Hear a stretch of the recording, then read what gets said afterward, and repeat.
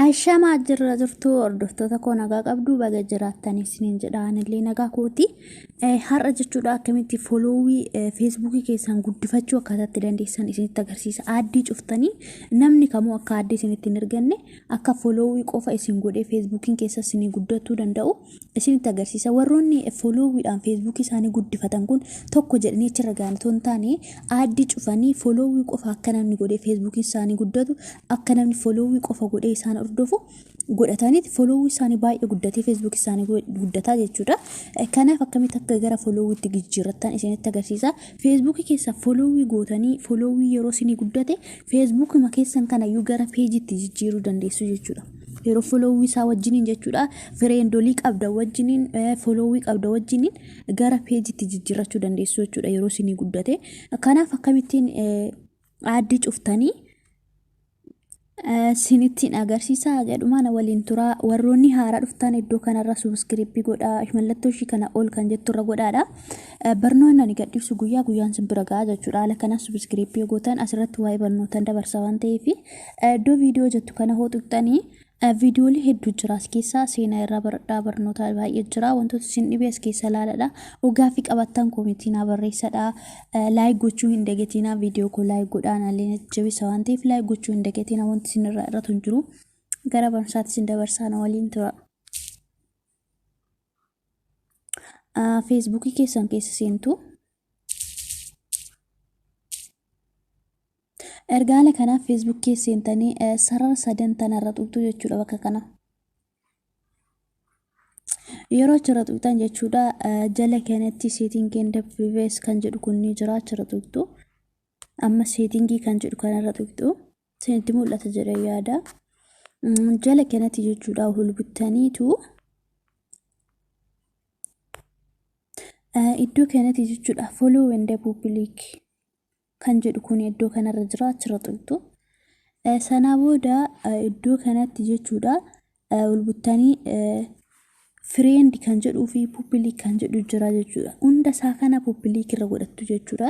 Fakkeenyaaf keessa yoo asirra jiraate asirratti hulbuttu jechuudha. Hunda isaatu azala afurtu jira jechuudha.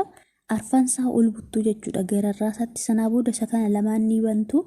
Isa kana public irra kaawwachuu isa kanallee akkasumatti yoo asirra jiraate jechuudha. Keessan yoo asirra jiraate immoo akkasumatti dhiiftu jechuudha. Iddoo kanatti jalqaba yeroo bantan illee fooloowii yeroo itti banattan akkasittiin hin jiru publikii dhumarra godhattu jechuudha. Hunda isaatu haala kanaan erga sirreeffattanii dura kana sirreeffachuu qabdu jechuudha. Otoo aaddii gara fooloowiitti hin jijjiirin dura everyone kanarra godhachuu qabdu jechuudha. Publikii deebisee immoo everyone kan jedhu ni jira. Publikii jedhee jira.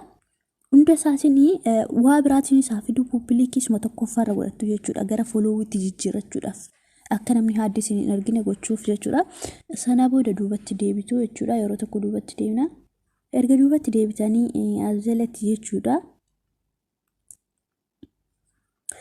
Iddoo kanatti kun kan people kan friend and continue kan jedhu kun ni jira. Iddoo kanarra jechuudha.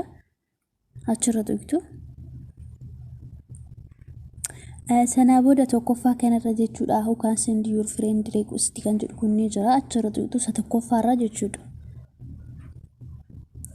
Iddoo kanatti jechuudha keessan everyone kanarra hoo jiraate iddoo kanarra hoo jiraate namni fooloowii isinii gochuu hin danda'u. Aaddii qofa isinitti ergataa jechuudha. Garuu fiddanii friend of friends kan jedhu kanarra hoo gootanii namni aaddii miti fooloowii isin godhaa jechuudha. Isinii gala miti. Kanaaf haala kanaan asirraa kaastaniitu isa tokkoffaarraa kaastaniitu isa gadiitti gad dabarsitu jechuudha.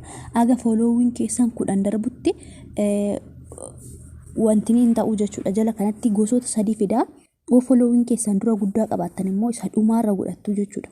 Kanaaf isa kana everyone kanarraa friend of friends kan jedhu kanarra godhattu jechuudha. Sana booda fooloowii isin godhaa jechuudha namni aaddii miti. Isinii gala jedhee yaada asumarratti dhiifattu jechuudha kana. Akkaataa fooloowii itti deeffachuu keessan laaltan immoo duubatti deebitanii jechuudha. Piroofilii keessan jala seentu. Sana booda iddoo sarara tanarra tuqxu jechuudha. Tuqaa sadan tanarra tuqxu. Erga achirra tuqxanii jechuudha. Iddoo kun view as kan jettu kanarra tuqxu iddoo kanarra. akkuma argitan followwitti deebi'ee jira jechuudha. Kun iddoo kanarra namni addinatti hin argu followwii malee jechuudha. Kanaaf haala kanaan gara followwitti deeffachuu dandeessu jechuudha. Facebook keessan namni akka addii isin hin goone kana isin jedha. Akkasiniif galuu abdiin qabaa, karraa barattanis abdiin qabaa. Yoo isinitti tole share wal godhaa, like godhaa isin jedha. Gaaffii qabaattan koomentii naa barreessaa. Aga viidiyoo biraatiin walitti deebinutti turtii gaarii qabaadhaa.